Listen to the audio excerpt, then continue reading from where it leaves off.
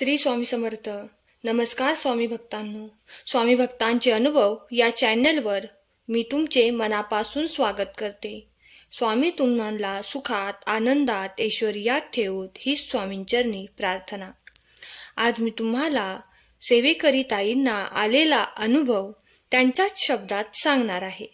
ताई म्हणतात, श्री स्वामी समर्थ. मी माझ्या काही अडचणीतून बाहेर पडायला मार्ग शोधत होते. त्यातच एका मैत्रिणीने आपल्या गावातील स्वामी सेवा केंद्रात समस्त संकटावर उपाय व मार्गदर्शन सुचवतात असे सांगितले व मी केंद्रात जाऊ लागले. तेथे मी माझी समस्या मांडून काही सेवा घेतली व त्यातून हळूहळू मानसिक समाधान लाभू लागले. ताई म्हणतात, नंतर श्री स्वामी समर्थांच्या पुण्यतिथी निमित्ताने होणाऱ्या सप्ताहात श्री गुरुचरित्राचे पारायण करण्यास सांगितले. त्यावेळी मी शिक्षिकेची नोकरी करत असल्याने माझ्या पुढे वेळेची फार मोठी समस्या होती. तरी मी पारायणास बसण्याचे ठरवले. पारायण सुरू करून तिसऱ्या दिवशी केंद्रात मला संध्याकाळची आरती घेण्यास सांगितले. मी आरती घेतली तेव्हा माझे हात खूप थरथर कापू लागले. ताई म्हणतात, संध्याकाळी 6:15 आरती सुरू झाल्यावर मला असा भास झाला की माझ्या मिस्टरांचा ॲक्सिडेंट झाला आहे आणि ते सांगण्यासाठी बाहेर 4 ते 5 माणसे आली आहेत.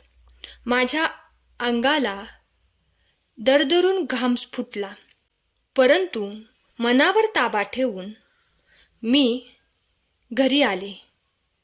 ते त्याच दिवशी मुंबईला गेले होते व रात्री 12च्या सुमारास घरी आले. तेव्हा सांगायला लागले की मी आज मरता मरता वाचलो.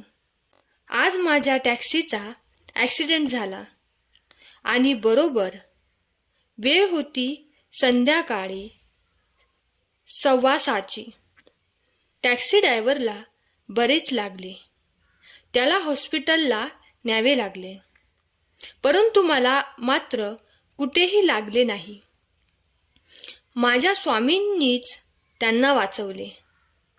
ताई म्हणतात, आपण जर भक्तिभावाने सेवा केली तर ती स्वामी मान्य करून घेतात व आपल्या समस्याही सोडवतात आणि आपल्याला जीवापाड जपतात. स्वामी आपल्या मुलांचे सदैव रक्षण करीत असतात.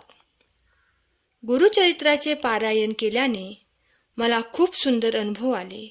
स्वामींनी प्रत्येक कार्यात मला प्रगती मिळवून दिली.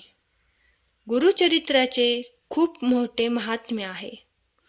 गुरुचरित्राचे पारायण केल्याने मोठमोठ्या समस्या दूर होण्यास मदत होते. स्वामी सदैव माझ्या पाठीशी उभे राहिल्यामुळे मी तुमचे खूप आभारी आहे. तर स्वामी भक्तांनो, आजचा या ताईंचा अनुभव तुम्हाला कसा वाटला हे आम्हाला कमेंट करून नक्की सांगा आणि कमेंट बॉक्समध्ये श्री स्वामी समर्थ लिहायला विसरू नका. श्री स्वामी समर्थ. धन्यवाद.